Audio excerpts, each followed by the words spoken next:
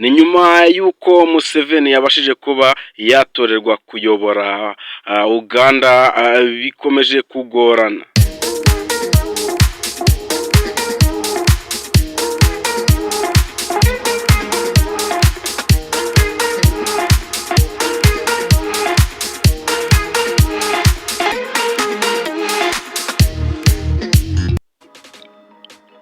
Ngayo nguko bikomeje kuba byavugwa, bigenda bivugwa ati se Museveni ni gute yaba yongeye kuba yasubira ku buperezida, ariko nk'uko twebwe tubizi perezida Museveni yabashije kuba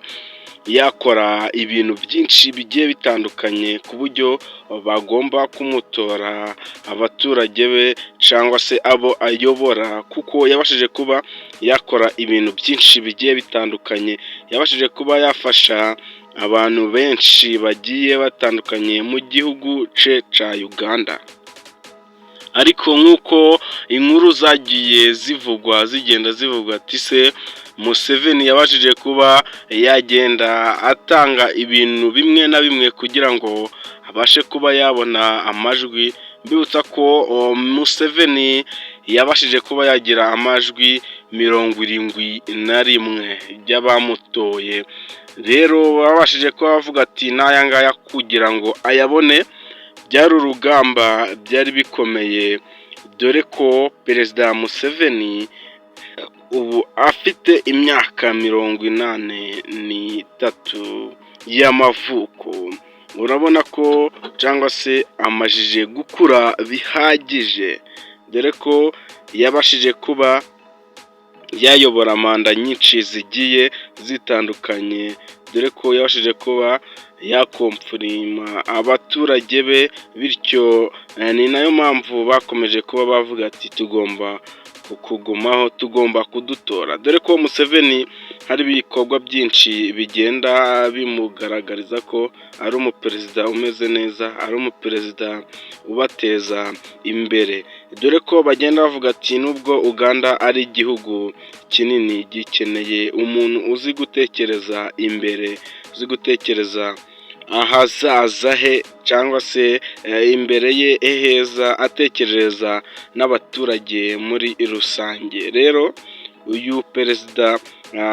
Museveni yabashije kuba yagira gutya agatsinda amatora, ubu niwe wabashije kuba yakongera kuyobora Uganda. Ariko si ibyo gusa, kuko hari n'abandi bari bapiganywe biyamamarije umwanya w'ubuperezida, bikabasha kuba bitagenda neza cyangwa se bakabasha kuba batabatora, dore ko uyu we perezida Museveni we ntabwo yigeze yiyamamaza birenze ngo agende yiyemera avuga ibintu bitabaho, dore ko amagambo we cyangwa se ibikorwa bye yagiye avuga ati bigomba kumvugira, ati nta mpamvu n'imwe yo kwirirwa mvunika, ati ibyo nakoze birahagije, ati kandi njyewe ntabwo ndi kurwanira amajwi, ati ahubwo nizeye nashidikanya ko ibyo nakoze bihagije kandi bizangira uwo nifuza kuzaba we, bityo rero nkanateza imbere abaturage banje, ni naco mbamaranira, agenda abitangaza avuga ati niko bigomba kumera. Ariko nk'uko mwabyumvishe ku mbuga nkoranyambaga zigiye zitandukanye, amakuru yagiye avugwa agiye atandukanye, umuhanzi wabashije kuba yakora indirimbo nyinshi zigiye zitandukanye ndetse zikanakundwa, mwite Bobi Wine, yabashije nawe kuba yakiyamamariza umwanya w'ubuperezida kugira ngo ayobore Uganda cyangwa se igihugu cy'abaturanyi cya Uganda, ariko ntibyabashije kuba byagenda neza, dore ko uyu Bobi Wine yabashije kuba yagira amajwi 21. Urumva ko harimo diferanse nini cyane, biragoye ko yamwigezaho. Diferanse y'amajwi 52 ni menshi cyane, ntabwo yakigera akwata kuri Museveni, dore ko uyu Bobi Wine twamumenyereye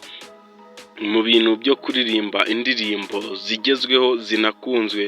ariko yari yabashije kuba yavuga ati ubwo wenda mu ndirimbo zanjye bankunda, ati bashobora kuba bananora, ariko mubwira ko yari yibeshe, nta ariko byagenze uko yabitekerezaga, dore ko yazengurutse ahantu henshi mu bihugu muri Uganda agenda avuga ati mugomba kuntora, agenda ubona ko afite morali, ari proud yo kuba yaba perezida, ariko ntibyagenze neza. Rero nshuti twakomeje kubana muri iki kiganiro, mwitsa ko nimba utarakora subscribe yikore kugira ngo ibindi biganiro byiza tuza tukugezaho bize kugeraho ku gihe. Mwari kumwe na Benjamin, ndabashimiye, Imana ibarinde, ndabakunda cyane, ciao ciao.